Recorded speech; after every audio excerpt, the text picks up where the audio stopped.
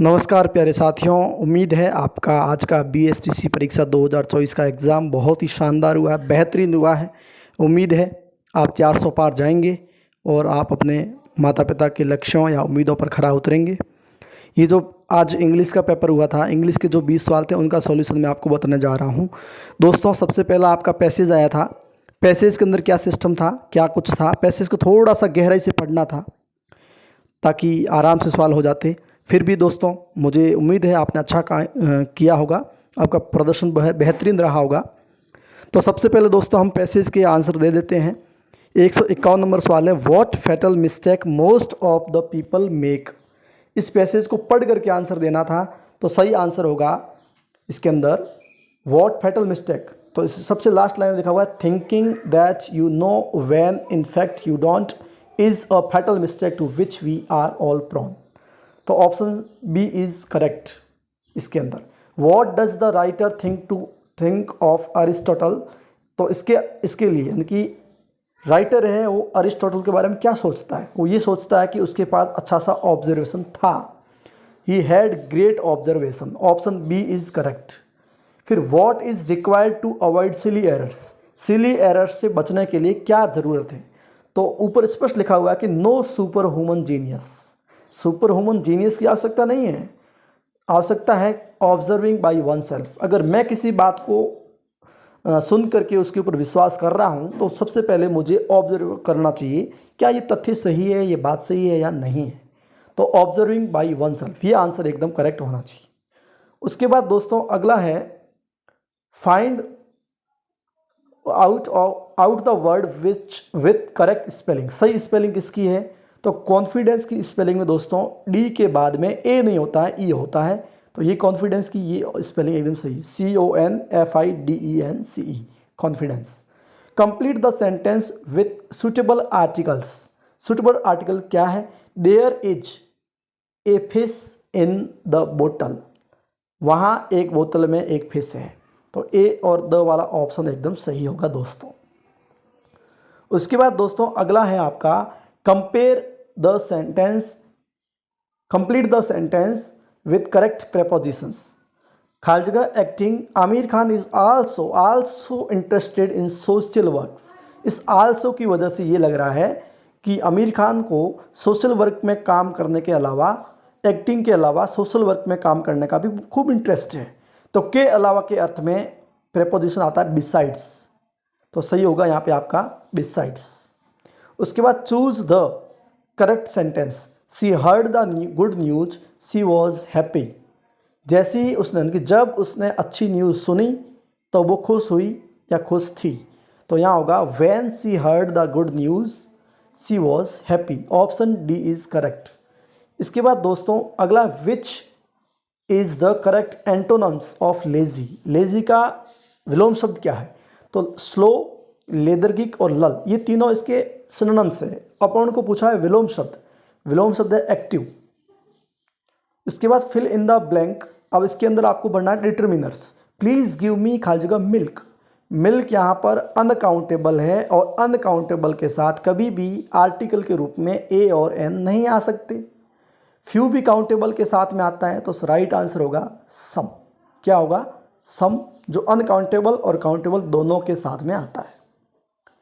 इसके बाद दोस्तों अगला है, which of the following is correct sentence. सही सेंटेंस कौन सा है।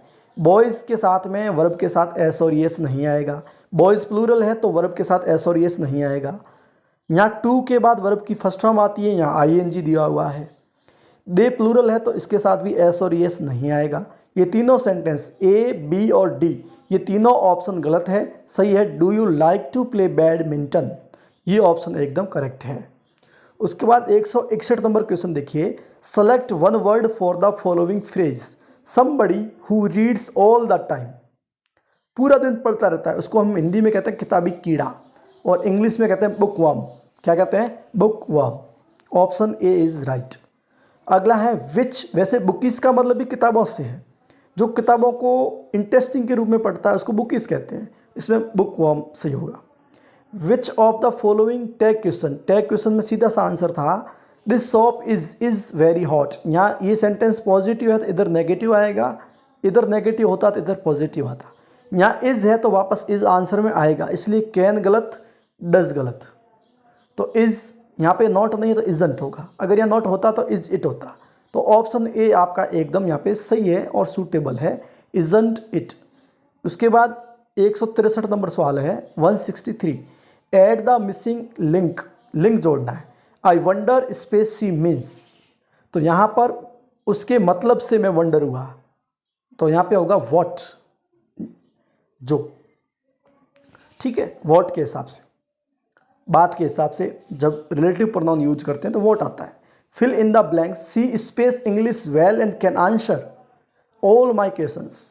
तो यहाँ पे देखिएगा नो के बाद पहली बात आईएनजी लगता नहीं है, दूसरी बात अकेली कभी आईएनजी मेन वर्ब का रूप नहीं ले सकती, वर्ब की थर्ड फॉर्म भी अकेली कभी मेन वर्ब का रूप नहीं ले सकती।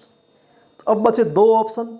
अब यहाँ पे कैन है तो सही होगा नोज, अगर यहाँ कैन की जगह कुड होता तो सही होता न्यू, लेकिन इसमें इस सवाल के अकॉर्डिंग इसके अकॉर्डिंग कैन होने की वजह से यहाँ पे होगा नोज, कि वो अच्छी अंग्रेजी जानती है और मेरे सारे प्रश्नों का उत्तर दे सकती है, उसके पास ये एबिलिटी है, इसलिए प्रेजेंट की बात हो रही है, इसलिए यहाँ पे प्रेजेंट सिंपल आ रहा है। इसके बाद 165 नंबर क्वेश्चन देखिए, select the part of the sentence that contains grammatical error, new furniture were ordered for the primary classes. इसमें सही आंसर क्या होगा? देखिए सबसे पहला बात यह है कि जब भी अपन को ग्रामेटिकल एरर निकालना हो तो या तो वर्ब में मिस्टेक है या आर्टिकल के अंदर है या फिर प्रेपोजिशंस में, लेकिन यहाँ पे देखो फर्नीचर सब्जेक्ट है, फर्नीचर अनकाउंटेबल है, अनकाउंटेबल ऑलवेज सिंगुलर होते हैं, तो यहाँ पे सिंगुलर होने की वजह वर नहीं आएगा, वॉज आना चाहिए था, तो यहाँ पे वर ऑर्डर्ड ये गलत आया हुआ है, इसलिए ऑप्शन डी इसका आंसर होगा। एक 166 में देखिए, fill in the blank, I space 10 pages since breakfast. Since के बाद में कोई भी टाइमिंग आए या फोर के बाद कोई भी टाइम आए तो परफेक्ट कंटिन्यूस होता है, लेकिन परफेक्ट कंटिन्यूस का यहाँ ऑप्शन नहीं है, तो यहाँ पे आपको ध्यान होगा कि सिंस या फोर परफेक्ट में भी आ सकते हैं, इसीलिए यहाँ पे परफेक्ट के हिसाब से हैव प्लस थर्ड फॉर्म होगा have written. I have written 10 pages since breakfast, breakfast करने से लेकर के अभी तक का जब साउंड आ रहा है, इसी वजह से ये परफेक्ट कंटिन्यूस परफेक्ट आ रहा है, सही होगा हैव रिटन, ए ऑप्शन सही। उसके बाद 167 देखिए, change into indirect speech, she sed space I Shaw the film लापता लेडीज यस्टरडे। यहाँ पे देखिए सेंटेंस पॉजिटिव है तो सी का सी, सेड का सेड, कंजक्शन दैट, लेकिन डी ऑप्शन में दैट नहीं है, इसलिए फुली रॉन्ग। उसके बाद 3 बचे हैं। अब यहाँ पे सा है तो पास्ट सिंपल का पास्ट परफेक्ट होना चाहिए, लेकिन पास्ट परफेक्ट का ऑप्शन हैड थर्ड फॉर्म कहीं है नहीं, इसका मतलब सही होगा सी ऑप्शन, कि वापस अगर टेंस नहीं बदला तो वापस वही लिखो, लेकिन बैक नहीं जाना है, तो आपका ऑप्शन होगा सही है। और दूसरी बात, अगर यस्टरडे को देखें तो यहाँ पे डे आफ्टर लिखा हुआ है, डे आफ्टर, यस्टरडे का मतलब बीता हुआ कल है, आने वाला कल नहीं है, और यहाँ है डे बिफोर, यानी कि डे बिफोर यानी कि आज से पहले का दिन, एक दिन पहले, तो वो हो गया यस्टरडे। दूसरी वजह में यस्टरडे खुद वापस आया, ये रॉन्ग है, सही ऑप्शन आपका सी ही है। इसके बाद 168 में क्या है, identify the tense of the following sentence, she has been teaching for 10 years in this school.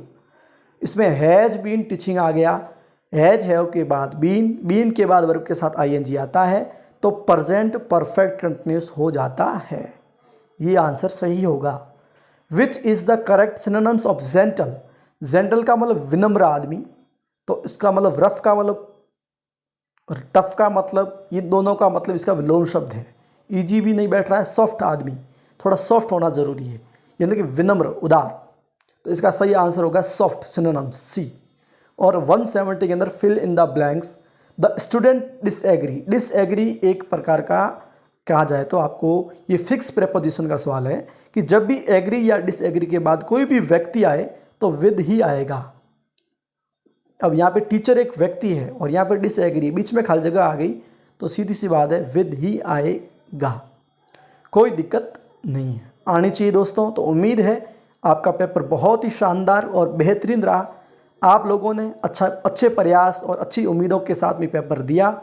I hope आपका अच्छा एग्ज़ाम हुआ, आपका सिलेक्शन होगा, आपको ईश्वर की कृपा से अच्छी कॉलेज भी मिले और आप BSTC में चयनित होने के बाद अपनी पढ़ाई को निरंतर जारी रखेंगे और आगे आने वाली भर्ती परीक्षाओं में रीट जैसे एग्ज़ाम के अंदर आप आराम से उसको कंडक्ट करके उसके अंदर बैठ करके अपना पूरा सर्वोच्च न्यौछावर करके पूरी लगन के साथ में उसको भी फाइट करेंगे।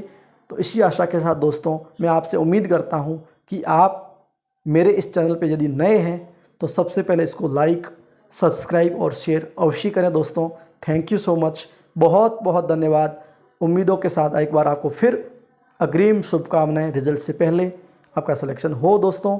Thank you so much.